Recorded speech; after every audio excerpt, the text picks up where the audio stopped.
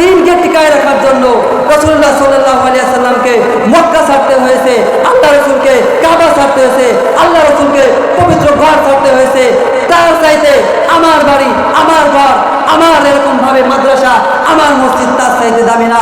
প্রয়োজন হলে আল্লাহ রাসূলের জন্য, আল্লাহ দ্বীনের জন্য, কোরআনের জন্য নিজে শহীদ হব, আমার স্ত্রী বিধবা হবে, আমার সন্তান এরকম ভাবে এতিম হবে, তারপরেও আল্লাহ দ্বীনকে উঁচু করেই ছাড়বে ইনশাআল্লাহ। উম্মত শুনে রাখো, তোমার কাছে তোমার সন্তান, তোমার পরিবার, তোমার প্রিয় জিনিসের চাইতে আমি তোমার কাছে প্রিয় না হব ততক্ষণ পর্যন্ত তুমি খাঁটি মুমিন হতে পারবে না। আল্লাহ রাসূল তার ইজ্জত রক্ষা করার জন্য যুবক যদি তোমার জান দিতে হয়, জান দিতে হবে। রক্ত দেওয়ার প্রয়োজন হলে রক্ত দিব, কল্লা দেওয়ার প্রয়োজন হলে কল্লা দিব, তবুও বাতিলের কাছে মাথা নত করতে পারবো না। আল্লাহ রাব্বুল আলামিন যুগে যুগে পয়গম্বর আলাইহিস সালাতু ওয়াস সালামদেরকে পাঠিয়েছেন। রব্বে কারীম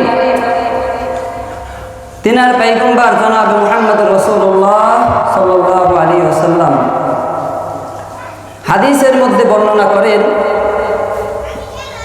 রাসূলুল্লাহ সাল্লাল্লাহু আলাইহি ওয়াসাল্লাম বলেন, ইযা মারাতুম বিরিয়াজিল জান্নাতি ফারতাউ। ও আমার সাহাবায়ে কেরাম, যখন তোমরা হাঁটাচলা করবা, এক স্থান থেকে আরেকটা স্থানে তোমরা প্রত্যাবর্তিত হবা, অর্থাৎ স্থান পরিবর্তন করবে, এক স্থান থেকে আরেক স্থানে যাবে, তো এই চলাফেরার মধ্যে যদি তোমরা কোনো জান্নাতের বাগান দেখতে পাও, ফারতাউ, সেটাকে উপভোগ করে সেখান থেকে উপকৃত হও। সাহাবায়ে কেরাম জিজ্ঞাসা করলেন, ইয়া রাসূলুল্লাহ, আমরা তো জানি জান্নাত তো আখিরাতে, দুনিয়াতে তো জান্নাত নাই, এই জান্নাত দ্বারা আপনি কি বুঝাইলেন আমাদেরকে? রাসূলুল্লাহ সাল্লাল্লাহু আলাইহি ওয়াসাল্লাম বলেন, হিলাকুয যিকির। ও আমার সাহাবায়ে কেরাম, দুনিয়ার মধ্যে তোমরা যেখানেই দেখবা আল্লাহ তাআলার কথা হয়, আল্লাহর কোরআন তেলাওয়াত করা হয়, রাসূল সাল্লাল্লাহু আলাইহি ওয়াসাল্লামের কথা হয়, হিলাকুয যিকির, আল্লাহ রাব্বুল আলামিনের জিকির করা হয়, ওই মজলিসটাকে তোমরা দেখতে পারো বাহ্যিকভাবে, উপরে কিছু সামিয়ানা টানানো আছে, নিচেই মাটি, এটা তোমাদের কাছে বাহ্যিক দৃষ্টিতে দেখা যাচ্ছে, কিন্তু আমার আল্লাহ রাব্বুল আলামিনের কাছে এই মজলিসটা ওই মজলিস থাকে না, সেটা জান্নাতে পরিণত করে দেয়, বলে সুবহানাল্লাহ। সহিহ মুসলিমের হাদিস 2699 নম্বর হাদিসের মধ্যে আল্লাহ রাসূল সাল্লাল্লাহু আলাইহি ওয়াসাল্লাম বলেন, রাসূলুল্লাহ সাল্লাল্লাহু আলাইহি ওয়াসাল্লাম এই মজলিসের আল্লাহ রাব্বুল আলামিন যে এখানে কি কি নাজিল করেন এই মজলিস চলাকালীন, সেই কথাই হাদিসের মধ্যে বলতেছেন। সহিহ মুসলিমের হাদিস, রাসূলুল্লাহ সাল্লাল্লাহু আলাইহি ওয়াসাল্লাম বলেন, দুনিয়ার মধ্যে যখন কোনো কওম, কোনো সম্প্রদায় বাইতুল্লাহ, আল্লাহ তাআলার কোনো ঘরের মধ্যে একত্রিত হয়, বাইতুন ফি বুয়ুতিল্লাহ, আল্লাহ তাআলার ঘরে, ইয়াতলুনা কিতাবাল্লাহ, সকলে কি কোনো সম্প্রদায়ের লোক, কোনো এলাকার লোক একত্রিত হয়েছে, ইয়াতলুনা কিতাবাল্লাহ, আল্লাহ তাআলার কিতাব সেখানে তেলাওয়াত করা হয়, তো এমন মজলিসে আল্লাহ রাব্বুল আলামিন চারটা অনুগ্রহ নাযিল করে দেন, বলে সুবহানাল্লাহ। ইল্লা নাযালাত আলাইহিমুস সাকিনাহ। রাসূলুল্লাহ সাল্লাল্লাহু আলাইহি ওয়াসাল্লাম বলেন, ওই মজলিস চলাকালীন আমার আল্লাহ রাব্বুল আলামিন আসমান থেকে সাকিনা নাযিল করে, ওয়াগাশিয়াতুহুমুর রাহমাতু, আর দ্বিতীয় নম্বরে আল্লাহ তাআলা রহমত নাযিল করে দেন, ওয়াহাফাতহুমুল মালায়েকা, এই মজলিসটার চারপাশে আল্লাহ তাআলা ফেরেশতাদেরকে কি বেষ্টন করে রাখেন, ওয়াযাকারাহুমুল্লাহ, আল্লাহ রাব্বুল আলামিন এই মজলিসে থাকা মানুষদের ব্যাপারে তিনি ফেরেশতার সাথে আলোচনা করেন, বলে সুবহানাল্লাহ। তো আজকের এই মজলিসটা এত দামি মজলিস, এখনো আমরা যারা বাইরে আছি, বাসায় আছি, দোকানপাটে আছি, সকলেই এই দুনিয়ার মধ্যে, এই জান্নাতের মধ্যে আমরা একত্রিত হয়ে বসে যাই, কোরআন হাদিস থেকে কিছু আলোচনা শোনার তৌফিক আল্লাহ তাআলা আমাদেরকে দান করেন। তো আল্লাহ রাব্বুল আলামিন তিনার বান্দাগুলো যাতে বিমুখ প্রদর্শন না হয়, শয়তানের ধোকায় যেন আল্লাহকে ভুলে অন্যদিকে গায়রুল্লাহ দিকে না যায়, আমার জীবনটা কেমনভাবে গঠন করতে হবে, আমার জীবন কেমনে চালাইতে হবে, ইসলামের রীতিনীতি মেনে চালাইতে হবে। সেই জন্য আমার হেদায়েতের জন্য আল্লাহ রাব্বুল আলামিন একটা কিতাব দিয়েছেন। বলেন তো সেই কিতাবের নাম কি? কোরআনুল কারীম। যে যাকে চিনে সে তাকে মানে, ঠিক কিনা? আমরা আজকে কোরআন মানি না, কোরআনের মর্যাদা বুঝি না, তাই তাকে আমরা দাম দিতে পারি না। তো কোরআনের একটা পরিচয় আছে, কোরআন নিজের ভাষায় তার উত্তর দেয়। কোরআনকে জিজ্ঞাসা করা হয়, ও কোরআন তোমার নাম কি বলো? সূরা বুরুজের মধ্যে জানায় দেয়, বল হুয়া কুরআনুম মাজিদ, আমার নাম কি? কোরআনুল মাজিদ। তো তোমার নাম কোরআনুল মাজিদ, তুমি এতদিন কোথায় ছিলা? দুনিয়াতে আসতো, দুনিয়াতে আসার আগে তুমি কোথায় ছিলা? তো কোরআন জবাব দেয়, ফি লাওহিম মাহফুজ, আমি আল্লাহ তাআলার সংরক্ষিত স্থান লাওহে মাহফুজে ছিলাম। তো সেখান থেকে কিভাবে আসলা? তো কোরআন বলে, নাযালা বিহির রূহুল আমিন, রূহুল আমিন জিবরাইল আমিনের মাধ্যমে আমার আল্লাহ তাআলার আদেশ ক্রমে আমি নাজিল হয়েছি দুনিয়াতে। ও কোরআন তুমি কার উপর দুনিয়াতে নাজিল হয়েছো? কোরআন তখন জবাব দেয়, নুজিলা আলা মুহাম্মদ, কার উপর? মুহাম্মদ সাল্লাল্লাহু আলাইহি ওয়াসাল্লামের উপর নাজিল হয়েছে। তো নাজিল হয়েছো কিসের জন্য নাজিল হয়েছো? এই দুনিয়ার মধ্যে তোমার আসার উদ্দেশ্য কি? এবার কোরআন বলে, হুদাল লিন্নাস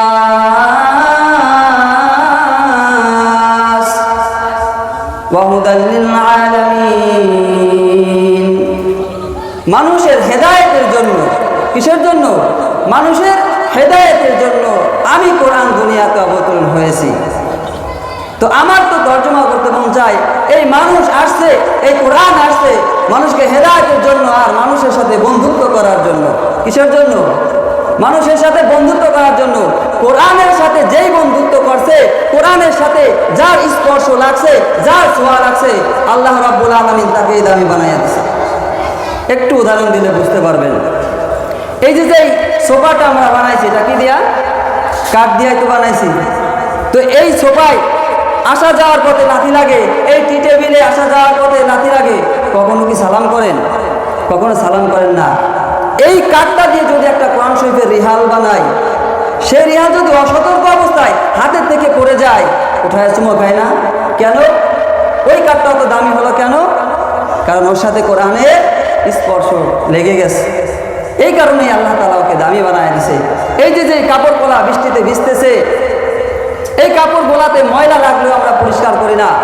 ঠিক এই কাপড়টাইতে যদি একটা কোরআন শরীফের গিলাফ বানায়, ওই গিলাফটাকে কোনো সময় নোংরা অবস্থায় রাখেন না, ওটাকে ধুয়ে সুন্দর করে আতর মাখায় কোরআন শরীফের সাথে আমরা পেঁচায় রাখি। ওটার দাম কে বাড়াইছেন? আল্লাহ রাব্বুল আলামিন। কিন্তু এই কোরআনের সাথে আমরা এরকমভাবে সম্পর্কই করতে পারতেছি না। গ্রাম অঞ্চলে দেখা যায়, যখন একটা মেয়েকে বিবাহ দেওয়া হয়, আমাদের এলাকায় আমি দেখেছি 15 বছর আগে নয়, 10 বছর আগে, 5 বছর আগে দেখেন মেয়েটাকে বিবাহ দিচ্ছে। ওই যে মেয়ে বাড়ি কোরআন শরীফ পড়তো, জামাইতে ঈদে আসছে, তখন ওই কোরআন শরীফটার সাথে এরকমভাবে পেঁচায় দিয়ে দিত।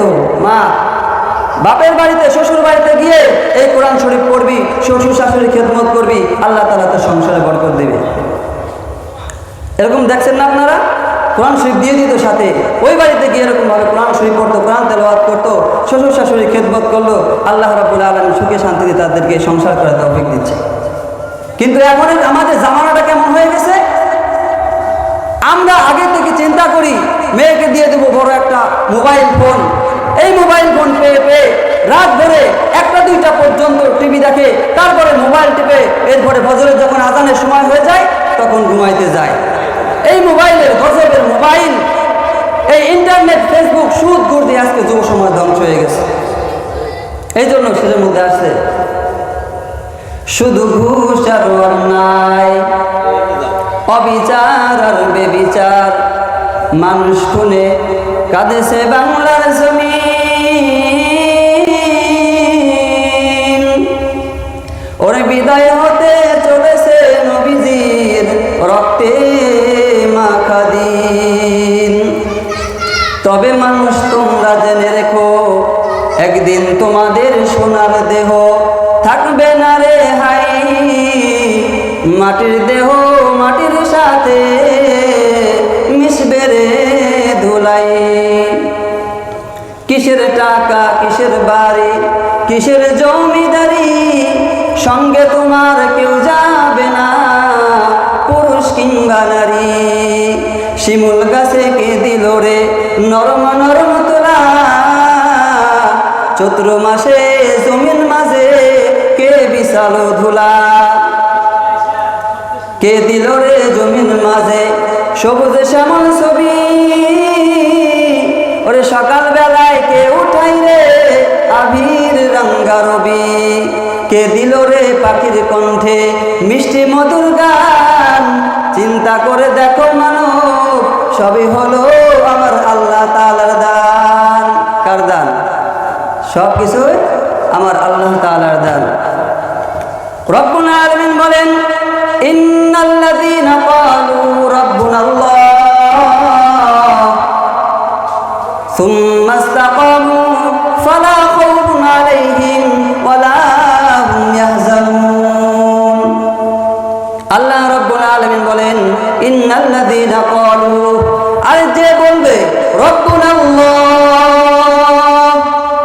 আমার রব হলো আল্লাহ। কে? যে এই স্বীকৃতিটা দেবে আমার রব হলো আল্লাহ। রব্বুল আলামিন বলেন, সুম্মা ইসতাকামু ফালা খাউফুন আলাইহিম ওয়ালা হুম ইয়াহজানুন। ওরে যেই বান্দাটা স্বীকৃতি দিল আমার রব হলো আল্লাহ, আমিও বলে দিলাম লা খাউফুন আলাইহিম, বান্দা তোমার কোনো ভয় নাই, তোমার কোনো ভয় নাই, ওয়ালা হুম ইয়াহজানুন, তোমার কোনো চিন্তাও নাই। দুনিয়ার সবাই আমার প্রতি বেজার, কিন্তু আমার আল্লাহ রাব্বুল আলামিন আমার প্রতি খুশি। আর কিছু দরকার আছে? আর কিছুরই দরকার নাই। দুনিয়ার সবাই বলবে তুমি খারাপ, তুমি খারাপ, এলাকার সবাই বলবে তুমি খারাপ, কিন্তু আমার রবের কাছে আমি প্রিয়। কোনো চিন্তা আছে?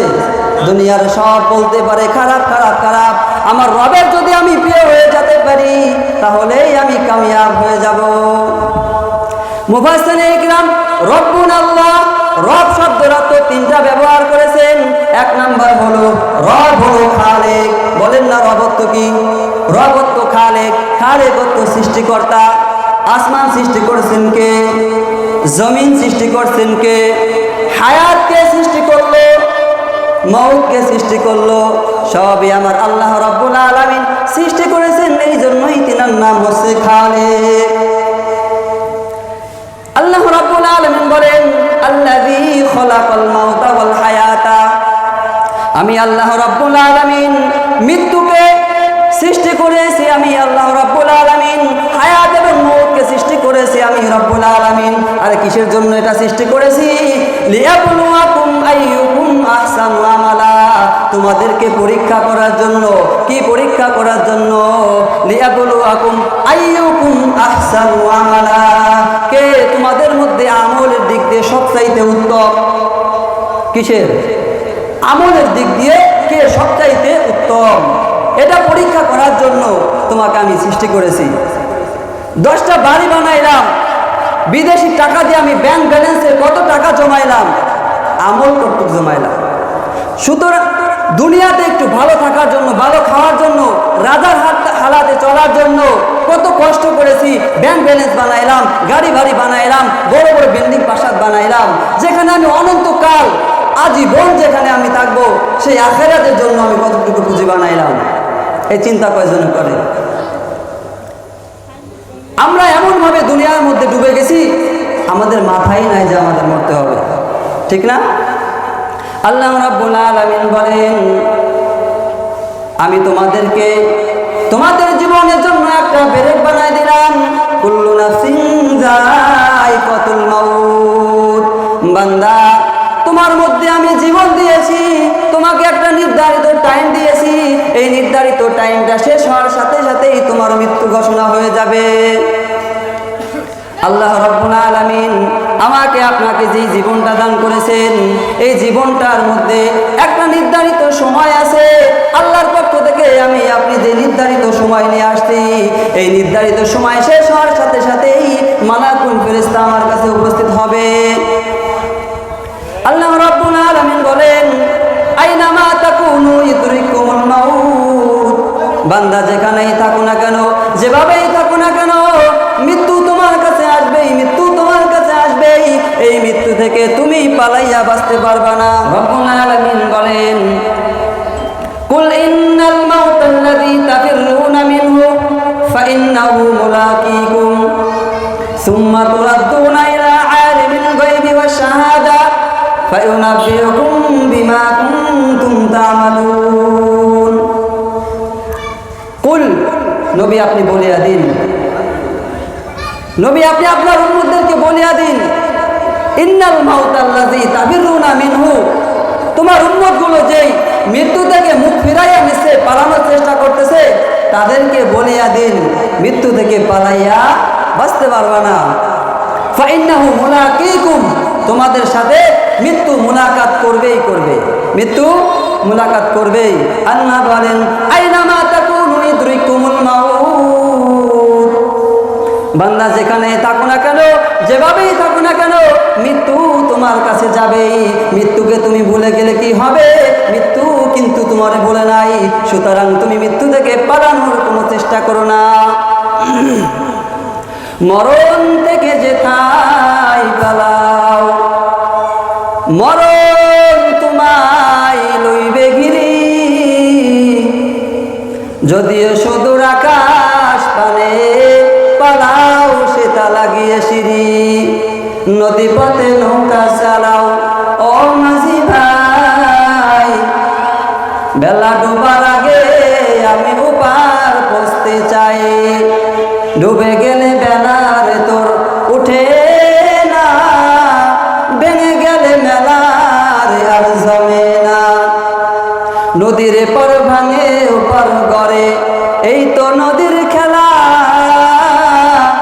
সকাল বেলার ধনী রে তুই ফকির, সন্ধ্যা বেলা মৌতুকাসিন কুল্লু নাসিন শারেবুন, কবর বাইতিন কুল্লু নাসিন শারেবুন, ইহা হাম সব মুসাফির হাই, কবর আখের ঠিকানা, কুই আগে রওয়ানা হয়, কুই পিছে রওয়ানা।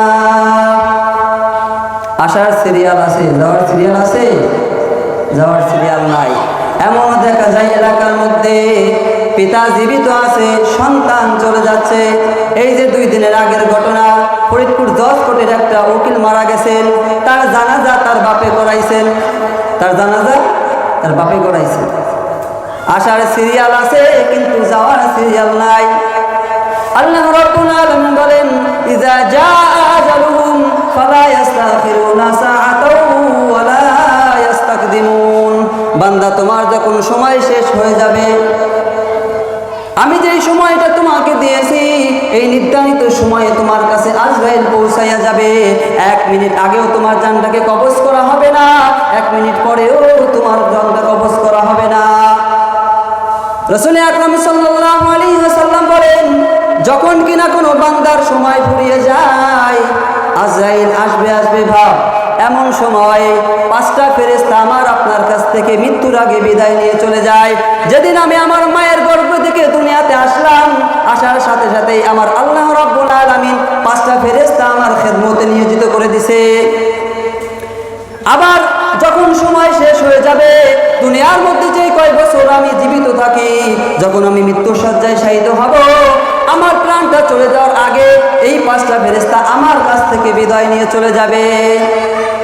প্রথমে একজন ফেরেশতা আসবে, এসে নাম ধরে ডেকে ডেকে বলবে, ও আল্লাহর বান্দা আব্দুর রহমান, আমি হলাম তোমার রিজিকের ফেরেশতা।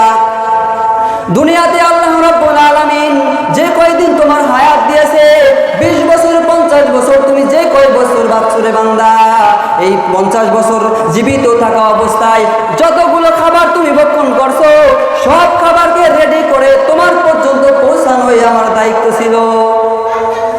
কিন্তু আজকে আমি সারা পৃথিবীটা ঘুরে বেড়ালাম, চষে বেড়ালাম, পূর্ব থেকে পশ্চিমে, দক্ষিণ থেকে উত্তরে, তুমি আল্লাহর বান্দার জন্য আর এক ফোঁটা রিজিকও আমি পাইলাম না। সুতরাং তোমার সাথে আমার কোনো আর দায়িত্ব নাই, আমি তোমার থেকে বিদায় নিয়ে চলে গেলাম। প্রথম ফেরেশতা চলে যাবে, দ্বিতীয় ফেরেশতা আসবে, পানির ফেরেশতা। ও বান্দা, তুমি যতগুলো পানি পান করেছো সবগুলো রেডি করে তোমাকে পান করানোর দায়িত্ব আমার ছিল, কিন্তু আমি দেখলাম তুমি যে আল্লাহর বান্দা, একটা ফোঁট পানি পান করবা, তোমার রিজিকে আর লেখা নাই, সুতরাং আমারও দায়িত্ব নাই, আমি তোমার থেকে বিদায় নিয়ে চলে গেলাম। 3 নম্বর ফেরেশতা আসবে, আমি যেই এক কদম পা ফেলাই আর এক কদম ফেরাইয়া হাঁটাহাঁটি করি, আমি একটা কদম উঁচু করলাম, পরে এই কদমটা জমিনের কোথায় ফেলাইবো সেই জায়গাটা নির্দিষ্ট করার দায়িত্ব একজন ফেরেশতার ছিল। এই ফেরেশতাও বিদায় নিয়ে চলে যাবে।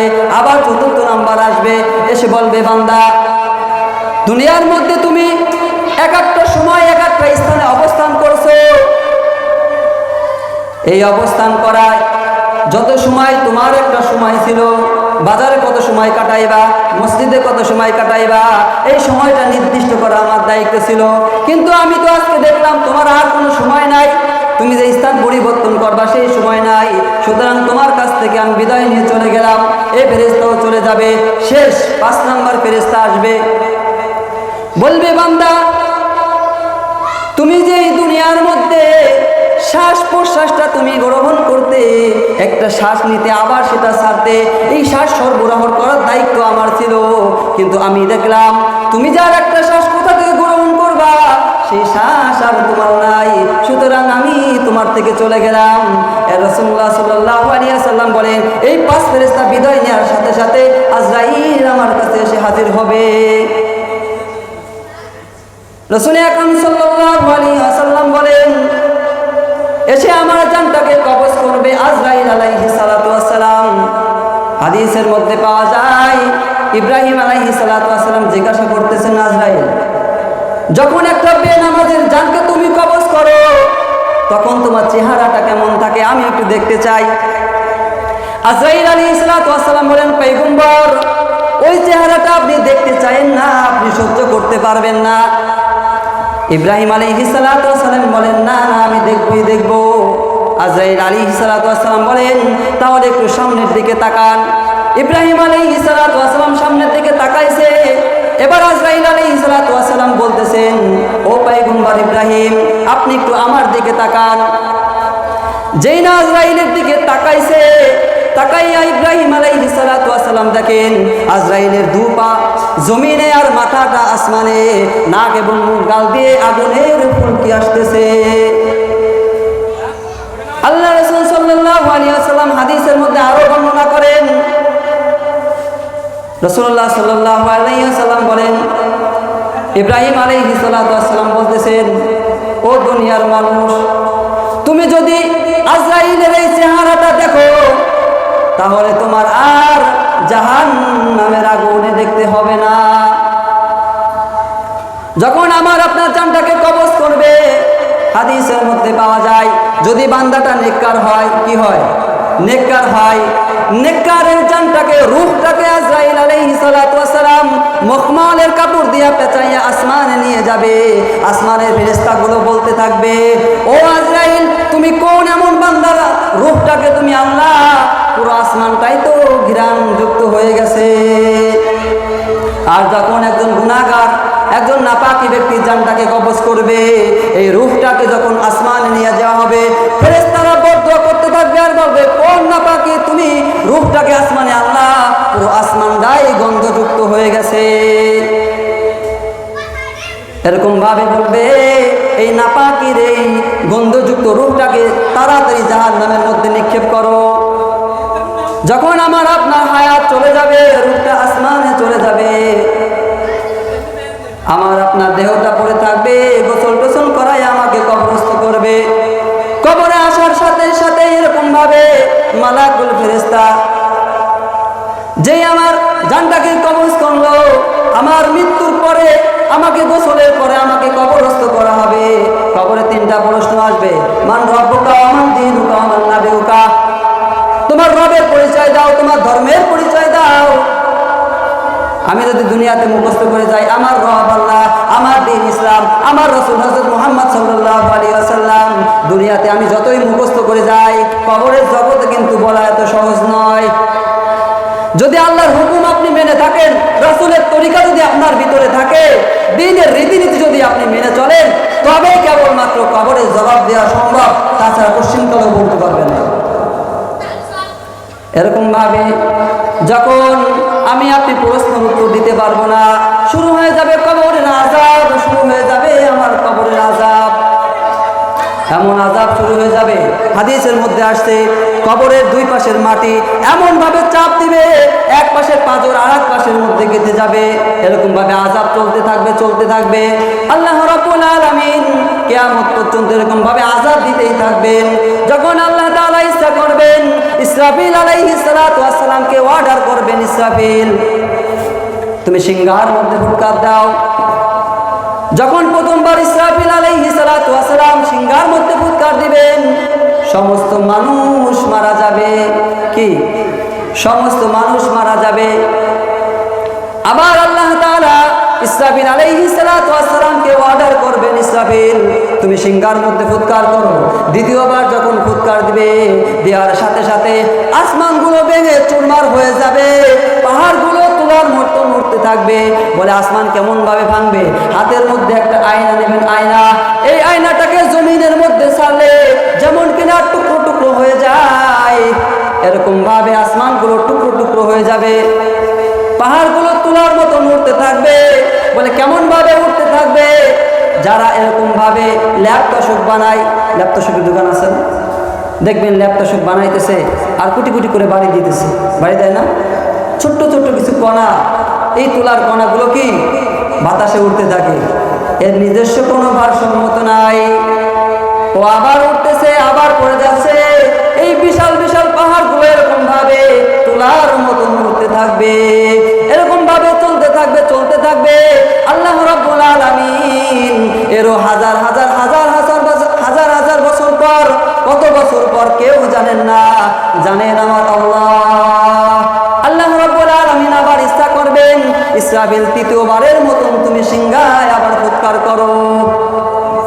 তৃতীয়বারের মতন যখন আবার সিংহার মধ্যে ফুৎকার করবেন, ফুৎকার দেওয়ার সাথে সাথে সমস্ত মানুষ কবর দিকে, হাসরের দিকে দৌড়াইতে থাকবে। সবাই হাসরের দিকে দৌড়াইতে থাকবে, দৌড়াইতে থাকবে, দৌড়াইতে থাকবে। মালিক বলেন না না, শুধু মানুষ তা দাঁড়াবে না, সবাই কাতারবন্দী হয়ে দাঁড়াবে, খালি মানুষ দাঁড়াইবে না। ইয়াউমা ইয়াকুমুর রূহু ওয়াল মালাইকাতু সাফা। মালিক বলতেছেন এই কাতারের মধ্যে মানুষ দাঁড়াইবে, জিন দাঁড়াইবে, ফেরেশতা দাঁড়াইবে, এখানে সবাই অপরাধী হিসেবে কাতারবন্দী হয়ে দাঁড়াবে। আর বিচারক থাকবেন একজন, বলেন না তিনি কে? আমার আল্লাহ রাব্বুল আলামিন এরকম ভাবে বিচারের কাঠগড়ায় সবাইকে দাঁড় করাবেন। আমাকে আপনাকে আমলনামা দেখানো হবে, দুনিয়াতে আমি যেই বছর জীবিত ছিলাম, এই কয় বছরের এরকম ভাবে আমলনামা আমার হাতে দেওয়া হবে। যার আমলনামা ডান হাতে দেওয়া হবে, ডান হাতে আমলনামা পাওয়া ব্যক্তি পুরো জান্নাতটা এরকম ভাবে হাসরের ময়দানটায় দৌড়াইতে থাকবে আর বলতে থাকবে, দেখো দেখো আল্লাহ আজকে আমাকে জান্নাতের সার্টিফিকেট আমার হাতে দিয়ে দিছে। কেননা আমি তো জানতাম, দুনিয়ার থেকে আমি জানতাম আমার মৃত্যুবরণ হবে, আবার আমাকে জীবিত করা হবে, আল্লাহর কাঠগড়ায় আমাকে জবাবদিহি করতে হবে। এই জন্য দুনিয়াতে আমি ওইভাবে কবরে শুরু সামান গুছাই এনেছি, তাই আমাকে আজকে আমার আমলনামা ডান হাতে দেওয়া হয়েছে। আর যার বাম হাতে আমলনামা দেওয়া হবে, এই বাম হাতে আমলনামা পাওয়া ব্যক্তি বলতে থাকবে, ওয়ায়াকুলুনা ইয়া ওয়াইলাতানা মা লিহাযাল কিতাব লা ইউগাদিরু সগীরা ওয়ালা কাবীরা। আফসোস করতে থাকবে আর বলতে থাকবে, আরে আজকে আমার আমলনামা বাম হাতে দেওয়া হয়েছে, মা লিহাযাল কিতাব, এ কেমন কিতাব আমার হাতে দেওয়া হলো, লা ইউগাদিরু সগীরা, একটা ছোট গুনাহ লিখতে বাদ দেয় নাই, ওয়ালা কাবীরা, একটা বড় গুনাহ লিখতে বাদ দেয় নাই। রাতের বেলায় ঘরের দরজা বন্ধ করে ল্যাপের তরে যেই গুনাহটা আমি করেছি সেটাও লেখা। মা লিহাযাল কিতাব, এ কেমন কিতাব আমার হাতে দেওয়া হলো। ভাবে আফসোস করে বলতে থাকবেন, শুধু বলতে থাকবেন হায় আফসোস, জীবনে আমি কি করলাম। এরকম ভাবে আরো বলতে থাকবেন, দুনিয়াতে যে আমার টাকা পয়সা ছিল, আজকে এই টাকা পয়সা আমার কোনো উপকারে আসতেছে না। আমার এত ক্ষমতা ছিল, এত শক্তি ছিল, আমি একটা ফোন দিলে 100 লোক জড়ো হইতো, কত বড় নেতা আমি ছিলাম। কিন্তু কোন নেতাকে তাই কিয়ামতের ময়দানে কোনো ভ্যালু নাই, আসেনি। কোন নেতাকে তাই এরকম ভাবে কোনো সুপারিশও করতে পারবে না। কি একটা অবস্থা হাসরের ময়দানে আমার আপনার হবে। সবাই এরকম ভাবে দৌড়াইতে থাকবে। এই বাম হাতে আমলনামা পাওয়া ব্যক্তি বলতে থাকবে, দেখি কোনো একটা সালে সুতোয় কোনো একটা অভিযোগ দিয়ে আল্লাহর কাছ থেকে আমি একটু পার পাইতে পারি কিনা। মিথ্যার আশ্রয় নিবে, কিসের? মিথ্যায় আশ্রয় নিতে থাকবে। এই বাম হাতে আমলনামা পাওয়া ব্যক্তি বলতে থাকবে, আল্লাহ আমি তো এই গুনাহ করি নাই, আমি তো এই গুনাহ করি নাই, আমি তো এই গুনাহ করি নাই। আল্লাহ রাব্বুল আলামিন বলবে, বান্দা আজকে আমি তোর কোনো কথাই শুনবো না। আল-ইয়াওমা নাখতিমু আলা আফওয়াহিহিম, বান্দা তোর জবানকে আজকে আমি বন্ধ করে দিলাম। ওয়া তুকাল্লিমুনা আইদিহিম, আমি তোর হাতকে জবান খুলে দিলাম। হাতের জবানকে খুলে দেওয়ার পর হাত আমার বিপক্ষে সাক্ষী দিবে। আল্লাহ আমাকে হাত, আমি যে হাত এই বান্দার সাথে তুমি দিয়ে দিয়েছিলে, এই হাতটাকে সে ভালো কাজে ব্যবহার করবে। ও আল্লাহ তুমি তো বান্দাকে এই জন্যই হাত দিয়েছিলে, কিন্তু আমাকে সে ভালো কাজে ব্যবহার করে নাই। এই হাতটাকে দিয়ে সে সুদ খাইছে, ঘুষ খাইছে, এই হাত দিয়ে অন্যের মাথায় অপরাধ ছাড়াই তার সাথে মারামারি করছে। গো আল্লাহ এরকম ভাবে প্রত্যেক অঙ্গ প্রত্যঙ্গ আমার বিপক্ষে সাক্ষী দিবে। আমার চোখ আমার বিপক্ষে সাক্ষী দিবে, আমার কান আমার বিপক্ষে সাক্ষী দিবে। এরকম ভাবে সকল অঙ্গ প্রত্যঙ্গ সাক্ষী পাইয়া পাইয়া আল্লাহ রাব্বুল আলামিন বলতে থাকবেন, বান্দা কোনটাকে তুই অস্বীকার করবি, কোনটাকে তুই অস্বীকার করবি বল এবার। এরকম ভাবে বান্দা তখন ছুটাছুটি করবে, আজকে বাঁচার জন্য ছুটাছুটি করবে। সবাই একত্রিত হয়ে জাহান্নামীরা, যারা বাম হাতে সার্টিফিকেট পাইছে জাহান্নামের, তারা এরকম ভাবে দৌড়াইতে থাকবে বাঁচার জন্য। সবাই দৌড়াতে যাবে, ওরা সকলে বলতে থাকবে, আরে চলো চলো আমরা যাই, হযরত আদম আলাইহিস সালামের কাছে আমরা যাই, দেখি তিনি সুপারিশ করেন কিনা। তিনি তো আমাদের আদি পিতা আদম আলাইহিস সালামের কাছে যাবে, বলবে আমরা আজকে অপরাধী, আমাদের জন্য একটু সুপারিশ করেন। আদম আলাইহিস সালাম বলতে থাকবে, এই সুপারিশের যোগ্য ব্যক্তি আমি না, তোমরা ইব্রাহিম আলাইহিস সালামের কাছে যাও। যাবে ইব্রাহিম আলাইহিস সালামের কাছে, তিনিও বলবেন আমি এর যোগ্য না। তোমরা ঈসার কাছে যাও, ঈসা নবী ফিরাইয়া দিবেন, মুসা নবী ফিরাইয়া দিবেন। বলবে তোমরা একজনের কাছে গিয়ে সুপারিশ পাইতে পারো, সে হলো সরদারে কায়নাত, দো জাহানের বাদশা হযরত মুহাম্মদ রাসূলুল্লাহ সাল্লাল্লাহু আলাইহি ওয়াসাল্লাম। কে? জনাবে মুহাম্মদ রাসূলুল্লাহ সাল্লাল্লাহু আলাইহি ওয়াসাল্লাম। তিনি ব্যতীত হাসরের ময়দানে আর কেউ সুপারিশকারীর যোগ্য হবেন না। তো আজকে দেখেন বাংলার জমিনে এরকম ভাবে সেই রাসূলের নামে গালাগালি করা হয়, রাসূলকে কটূক্তি করা হয়, আমাদের মধ্যে এরকম ভাবে কোনো অ্যাকশন নাই। অথচ দেখা যায় আমার পিতার বিরুদ্ধে কথা বললে, আমার মাতার বিরুদ্ধে কথা বললে, আমার দলের বিরুদ্ধে কথা বললে আমি সঙ্গে সঙ্গে একটা অ্যাকশনে যাই। কিন্তু আমার রাসূল যাকে আমার হাসরের ময়দানে লাগবে, তার প্রতি আমার কোনো মহব্বত নাই, অ্যাকশন নাই। তো স্পষ্ট ভাষায় বলতে চাই, ও মুসলমান, যতক্ষণ পর্যন্ত আল্লাহ রাসূল বলেন লা ইউমিনু আহাদুকুম হাত্তা আকুনা আহাব্বা ইলাইহি মিন ওয়ালিদিহি ওয়া ওয়ালাদিহি ওয়ান নাসি আজমাইন, যতক্ষণ পর্যন্ত তুমি উম্মত শুনে রাখো, তোমার কাছে তোমার সন্তান, তোমার পরিবার, তোমার প্রিয় জিনিসের চাইতে আমি তোমার কাছে প্রিয় না হব, ততক্ষণ পর্যন্ত তুমি খাঁটি মুমিন হতে পারবে না। তো স্পষ্ট কথায় বলতে চাই, যখন আমার আল্লাহ রাসূলকে গালি দেওয়া হবে, আল্লাহ রাসূলকে কটূক্তি করে কথা বলা হবে, তখন আমরা স্পষ্ট ভাষায় বলবো আল্লাহ রাসূলের শত্রুদের কোনো ধর্ম পরিচয় নাই, আল্লাহ রাসূল শত্রুদের কোনো গোত্রীয় কোনো বংশ পরিচয় নাই। আল্লাহ রাসূল তার ইজ্জত রক্ষা করার জন্য যুবক যদি তোমার জান দিতে হয়, জান দিতে হবে। কল্লা দেওয়ার প্রয়োজন হলে কল্লা দিব, তবুও বাতিলের কাছে মাথা নত করতে পারবো না। আল্লাহর দ্বীনকে টিকায় রাখার জন্য রাসূলুল্লাহ সাল্লাল্লাহু আলাইহি ওয়াসাল্লামকে মক্কা ছাড়তে হয়েছে, আল্লাহ রাসূলকে কাবা ছাড়তে হয়েছে, আল্লাহ রাসূলকে পবিত্র ঘর ছাড়তে হয়েছে। তার চাইতে আমার বাড়ি, আমার ঘর, আমার এরকম ভাবে মাদ্রাসা, আমার মসজিদ তার চাইতে দামি না। প্রয়োজন হলে আল্লাহ রসুলের জন্য, আল্লাহ দ্বীনের জন্য, কোরআনের জন্য নিজে শহীদ হব, আমার স্ত্রী বিধবা হবে, আমার সন্তান এরকম ভাবে এতিম হবে, তারপরেও আল্লাহ দ্বীনকে উঁচু করেই ছাড়বে ইনশাআল্লাহ। এই নিয়ত আমার আপনার মধ্যে রাখতে হবে, তাহলে আপনি খাঁটি মুসলমান হতে পারবো না।